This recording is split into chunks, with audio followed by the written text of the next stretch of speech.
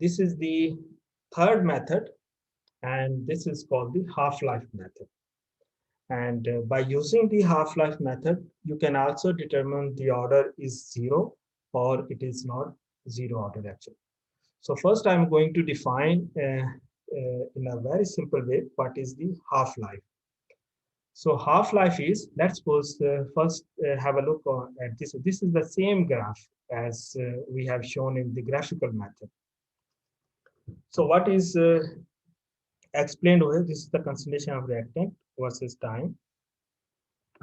And here it is labeled over here. The reaction is starting from zero point 0.2 molar concentration, okay? And then is going to decrease, coming up with the zero concentration. It is up to the reaction. So time it has taken from 0 to 25, maybe the minute or the second. So this is plotted over here. So the first I'm going to give you the definition of the half-life. So half-life is, look at this, this is the 0.2 concentration. So when I take half of this one 0.2 concentration, it will become 0.1. 0.2 divided by 2, it will be the 0.1. So this is the uh, 0.2 concentration is at zero time.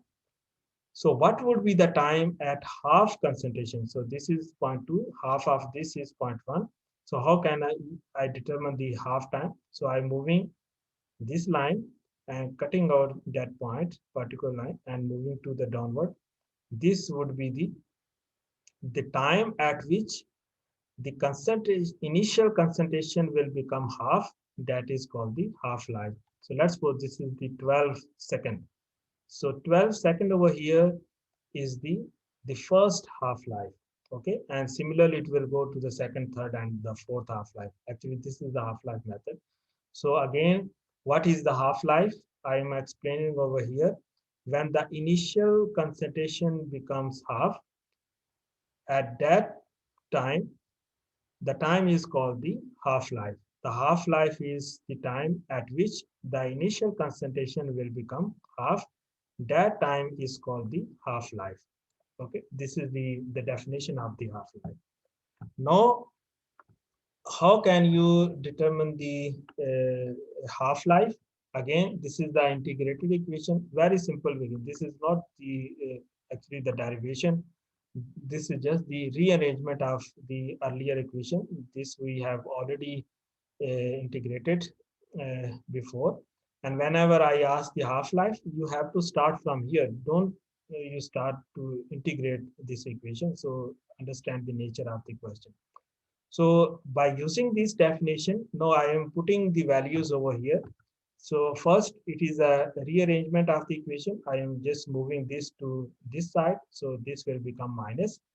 And now I am putting the value of this by using the half-life definition. So as I said, when it is the half-life, then initial concentration becomes half. That means this concentration will be the half of the initial concentration as 0.2 divided by 2. That means this is the A naught. So I'm putting the value of A over here. So A would be when A naught divided by 2. So this is the, then I have used over the time, I have replaced the time with the half-life. This time is in T1 over 2 is indicating that this is the half-life. So half-life is there when this concentration becomes half. When the initial concentration will become half, then this time will be called the half-life. So again, this I am moving to the towards the left hand side. Here it is a positive. This will become negative.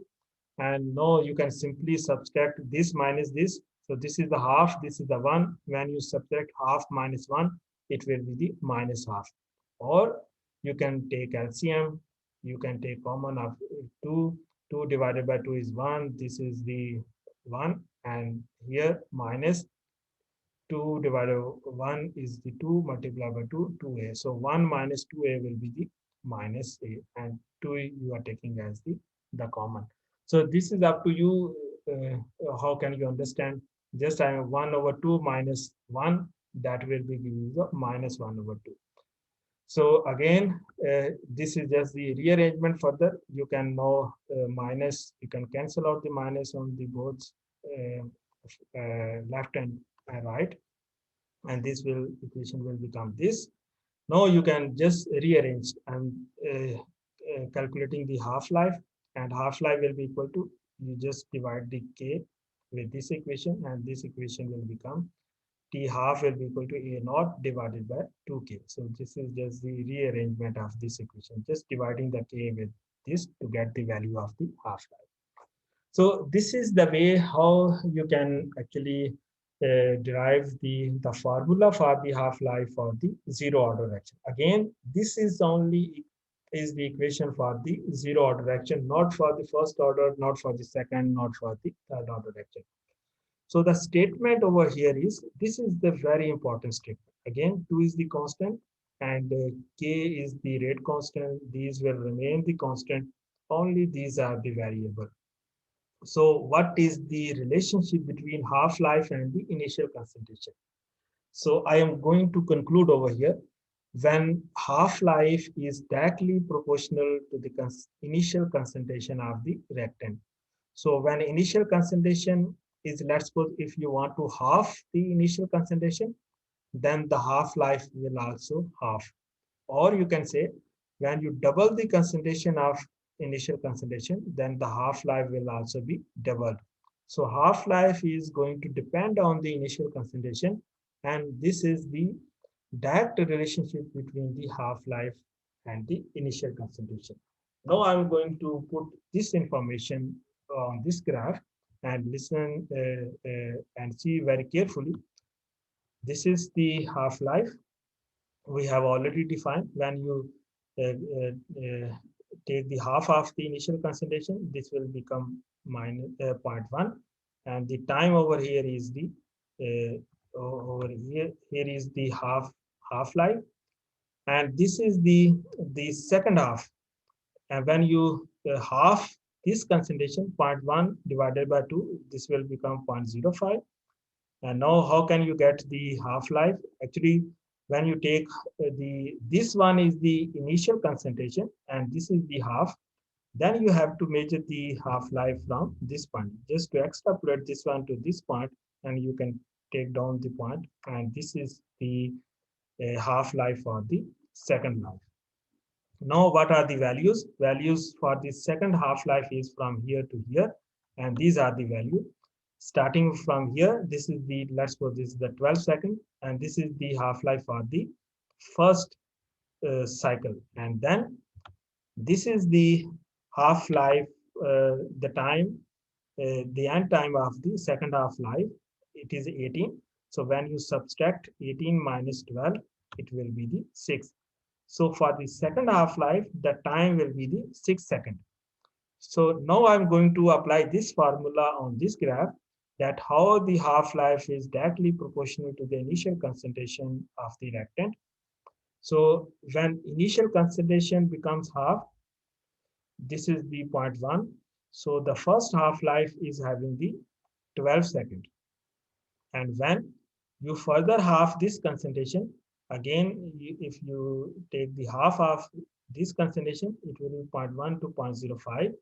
Then look at the graph.